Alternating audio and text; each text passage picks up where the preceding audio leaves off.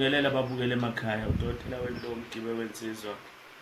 Namhlanje ngiyathanda ukuthi sikhulume nje ngokuphuphuma kwesisu nensizwa. Uthola ukuthi yathandana nentombi kwaphuphuma isisu kwalahleka umntwana.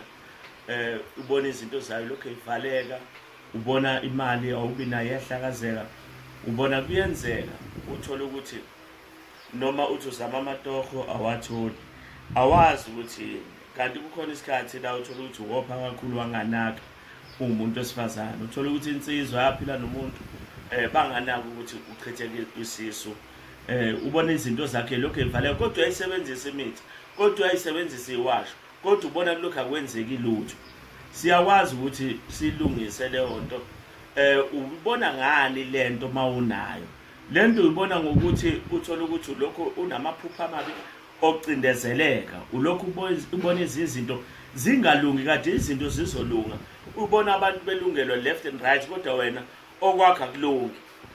Siyakwazi ukuthi sikubheke sikubone ukuthi ngempela yikona ngempela yini uyapheza kodwa kwenzeki lutho. Ingoba usuke ugeza ungaqondalisile nomntwana ukuthi ugezela lo mntwana owachitheka, ukuze ukwazi ukuthi ulungiselwe kahle izinto eziqondana nazo. Sinaso isigezo kwantombela sako lokho sokuthi sigeze ube nezinto ezinhlanga oyitholayo ezizokwazi ukuthi nalo mntwana lona akwazi ukubuya kahle phela, umphuphe nawe ukwazi ukumenzela ubulade obuqondana naye, ngoba uyinkinga kakhulu umphefumulo ochithekile kunomphefumulo ovele umuntu wakhula washona. Uyinkinga kakhulu ngoba uyakwazi ukuyivala izinto, ungaze uyitshela nesilwane kanti akusona isilwane. Abantu abasukume bakwazi ukuthi balungise into eqondana nako ukuphuphunyelwa isisu, ngoba leyo nto uyakwazi ukuthi ivale izinto, iyakwazi ukuchitha ngisho ugano lwakho, iyakwazi ngisho ukuchitha ngisho isithandwa sakho ukuthanda, ichithe uqala ukuthi kuchitheke kanjani.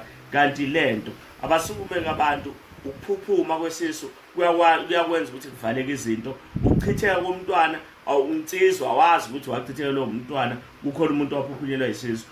Sukuma ulungise leyo nto kanjalo, iyakwazi ukuthi ilungiseke. Udokotela wenu ukhona, uyakwazi ukuthi ayilungise into kanjalo ukuze impilo yakho ikwazi ukuthi iqhubeke iye phambili. Siyabonga.